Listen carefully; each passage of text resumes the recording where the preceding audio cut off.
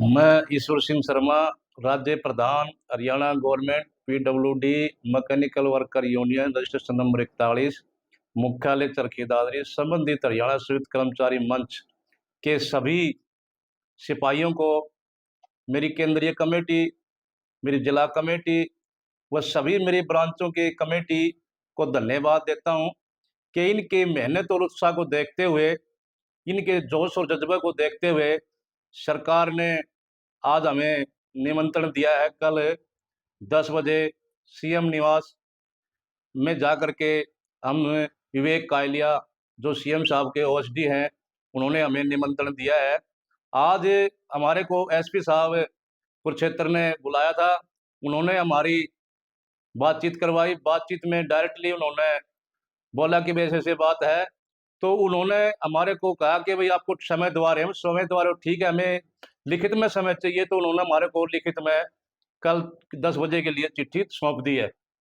तो मैं सभी कर्मचारियों से निवेदन करता हूं कि कर्मचारी साथियों, अपना प्रोग्राम जहां तक का दबाव बनाने के लिए तो सफल रहा है।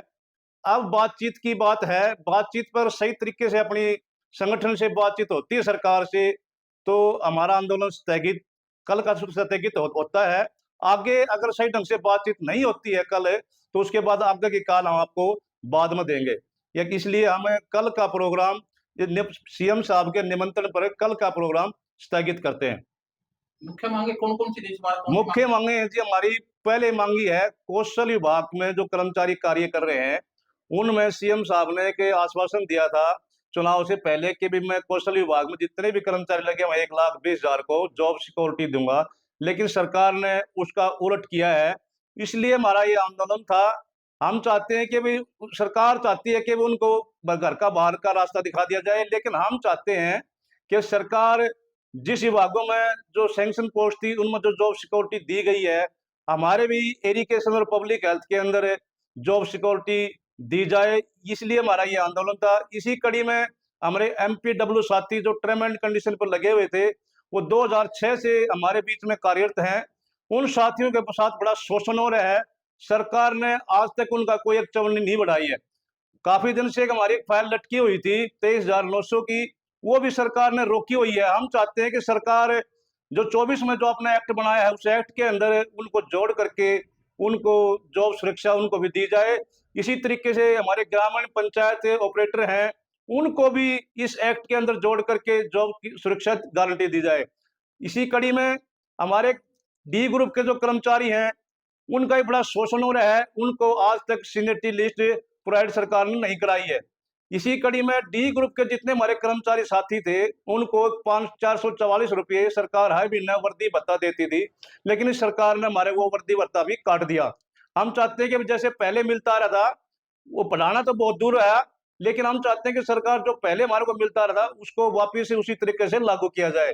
इसी कड़ी में हमारे डी ग्रुप के जो साथी हैं, उनकी जो प्रमोशन होती है, प्रमोशन की बजाय उनकी डिमोशन होती है। क्योंकि सरकार प्रमोशन पर इंक्रीमेंट पहले देती थी 16 से पहले, अब 16 के बाद वो इंक्रीमेंट बंद कर दी। इसलिए सरकार से हम निवेदन करते हैं कि सरकार उन कर्मचारियों को एक इंक्रीमेंट देने का प्रावधान करे। इसी कड़ी में हमारी जब प्रमोशन होती है, तो कर्मचारी प्रमोशन लेने के लिए डी ग्रुप का साथी मना कर देता है, क्योंकि वो वेतन बढ़ने की बजाय उसकी वेतन कटता है। क्योंकि आज वो 2,000 के वेतनमान में बैठा हुआ है और उसको अगर प्रमोशन मिलती है तो 1,800 के वेतनमान में मिलती है। हम चाहते हैं कि सरकार उसको प्रमोशन करते समय 2400 का ग्रेड पे स्केल दिया जाए। इसी कड़ी में सरकार ने जो एक एस ग्रेसिया स्कीम खोली, उसका हम सरकार का धन्यवाद करते हैं। लेकिन हम चाहते हैं कि सरकार उस जो एस ग्रेसिया की जो कंडीशन है, उस कंडीशन को भी हटाए।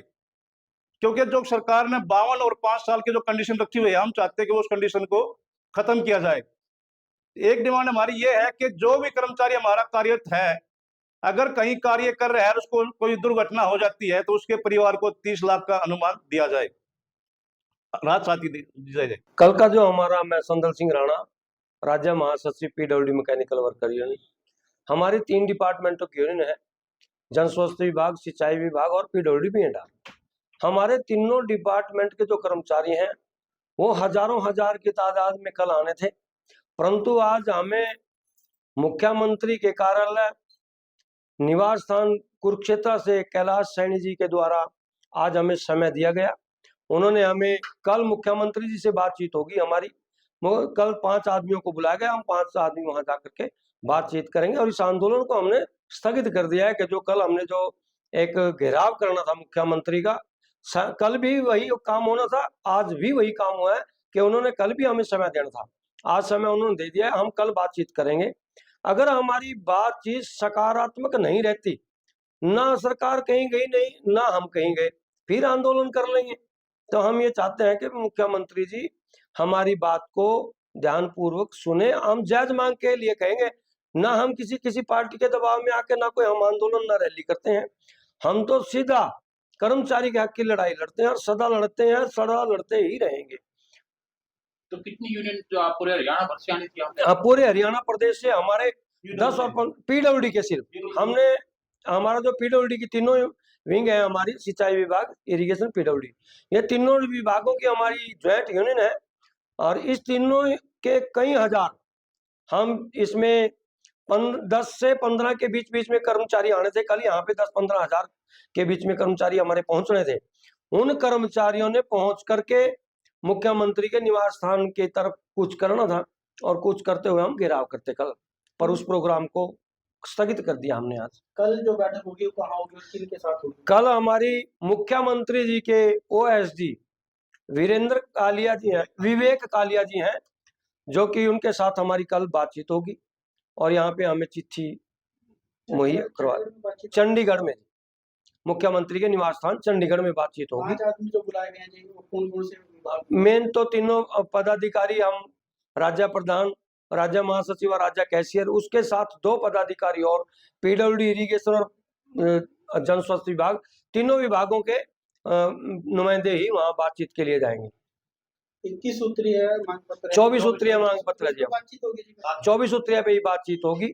हमारा एक मुद्दा क्या था कि जो एलटीसी का जो मेन था कि कर्मचारियों को 2020 और 23 की जो एलटीसी पेंडिंग पड़ी थी, देखो पूरे हरियाणा प्रदेश के सभी कर्मचारियों को 2020 और 23 की एलटीसी मिल चुकी है, परंतु पीडब्ल्यूडी और जन स्वास्थ्य विभाग और सिंचाई विभाग, इन तीनों विभागों के कर्मचारी आज वंचित है।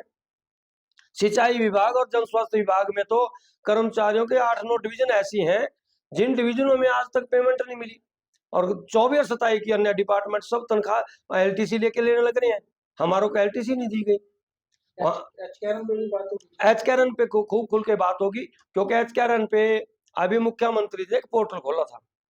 जो पहले कर्मचारी ठेकेदार के पास लगे हुए थे, उन ठेकेदार के कर्मचारियों को अनुभव चढ़ाना था, परंतु आज उन्होंने एक और बीच में एक मुद्दा बना दिया कि उनकी ये ईपीएफ और ईएसआई कटनी चाहिए, परंतु ईपीएफ और ईएसआई तो ठेकेदार ने काटनी थी ना। अब कर्मचारी का क्या दोष है? जिन्होंने 10-10, 15-15 साल से कर्मचारी काम कर रहा है, उन कर्मचारियों की अगर वो नहीं अनुभव नहीं चढ़ाते, ना तो सरकार कहीं गई और ना हम कर्मचारी कहीं गए। आंदोलन तो अगर नहीं हमारी बात को माना जाता तो हम आंदोलन कल का तो स्थगित करते हैं, आगे फिर हम दोबारा भी कर सकते हैं कोई आंदोलन, तो हमारा देह लोकतंत्र में हम लड़ सकते हैं दोबारा भी।